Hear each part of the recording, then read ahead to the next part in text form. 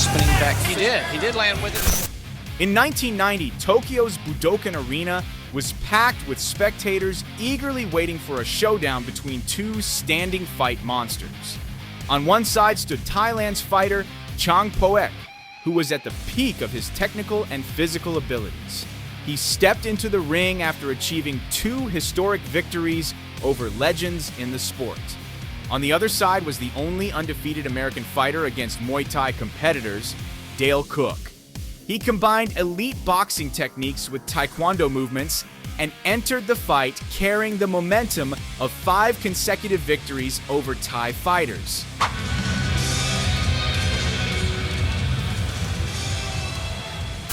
In the first round, Chang Poek began unleashing the technique that made him famous, the low kick.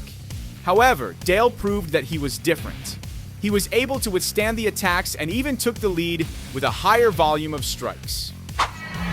盛んにね、試合が白熱するために音楽が速くなってますから。盛り上げの試合どういう風にご覧になりますか、藤原さんは。チャンパーの見てるプレーのなかなか踏み込めないんですよね。あとしかし相手が出てくるところでルキック。そうですねこれね。確かに出るキックがあと。As soon as the round ended, he immediately raised his hand, convinced that Chang Poek would become the next victim added to his list. However, the Thai fighter had been saving something for the second round, something that would completely change the course of the fight. まずは両者の動きを見るような感じがありました。立ち上がりであります。ジャンパーのローキックいった瞬間ですね。接近しますんでフックのパンチを失います。が早いですから。早いですね。チャンパーがスッと前に出ますとね、だいたい2発か3発は入っちゃいますからね。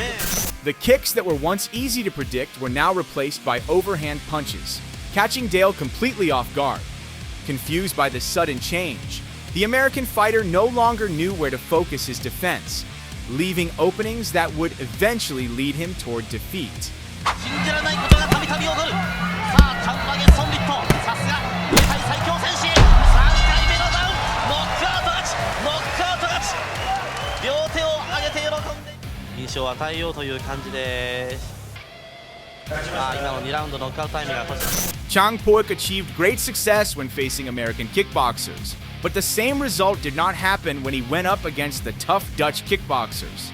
The European style had absorbed a great deal of knowledge from the original source of Muay Thai and created a new approach that combined the best elements of both disciplines. This superiority was clearly displayed in the epic battle against Ernesto Hoost in 1993 during the K2 tournament final in Tokyo. Chang Poek started the fight by unleashing extremely powerful kicks. However, those single attacks were quickly neutralized by Ernesto's long and relentless combinations, which almost always ended with a high kick, one of his most dangerous weapons.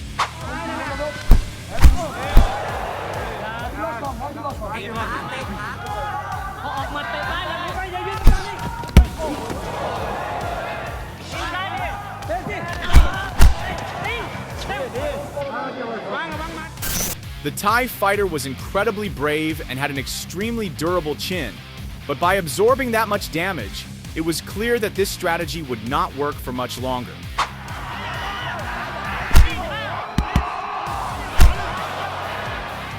After Hoost unleashed a brilliant combination of attacks, the first knockdown of the fight finally came.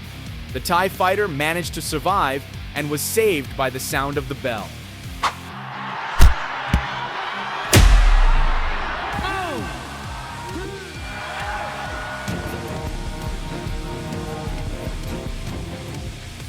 At the start of the fourth round, Ernesto realized that Chang Poek had not fully recovered. Sensing victory within reach, he immediately pushed forward with full force. The second knockdown came quickly, but the Thai fighter's toughness would not allow him to simply give up. He got back to his feet once again, this time heading into the final round.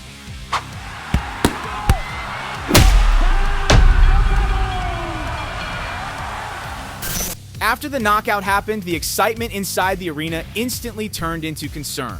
Poek remained unconscious for several minutes and eventually had to be carried out of the ring on a stretcher.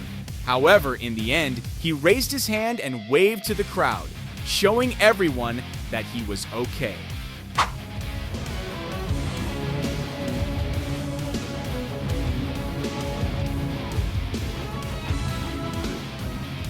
But have you ever wondered how the Dutch became so dominant in stand-up fighting to the point where they could defeat some of the greatest legends in Muay Thai?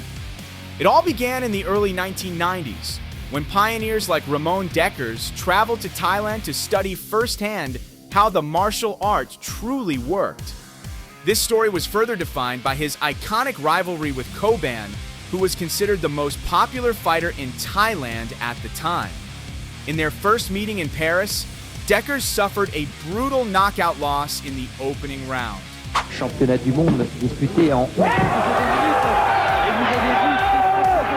Chéri, le Thaïlandais, eh bien, cette fois, Coban a vengé son ami. Ouais, on revoit parfaitement ce crochet gauche porté avec toute...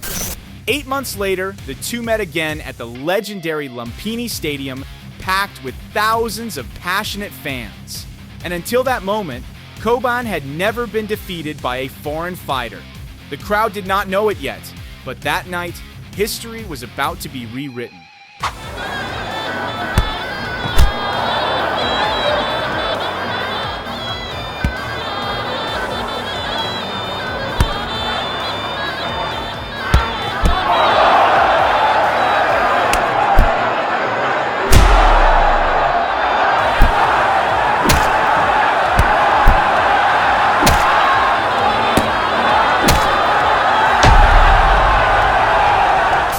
Takayuki Kohiruimaki was a Japanese kickboxer who spent many years living in Thailand, turning him into a highly skilled expert in Muay Thai.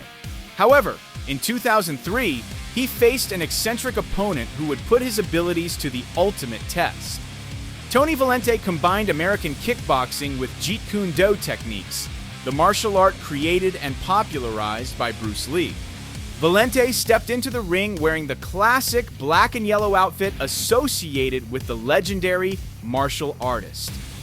Since this was his professional debut, the Japanese fighter had absolutely no idea what to expect from his mysterious opponent.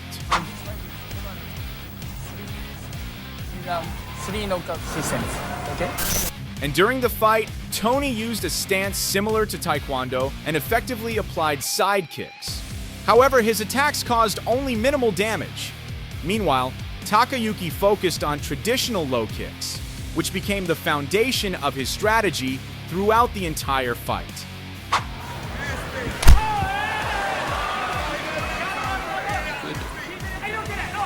Virtually no punching yet between the two.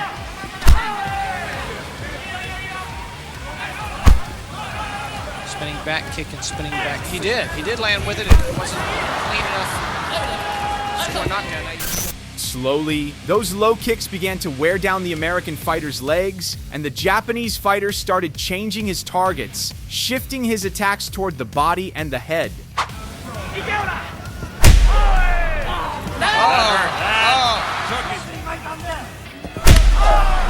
Got him again right in the same spot. And Kohiruimaki has found the sweet spot on Tony Valente. I don't think Valente.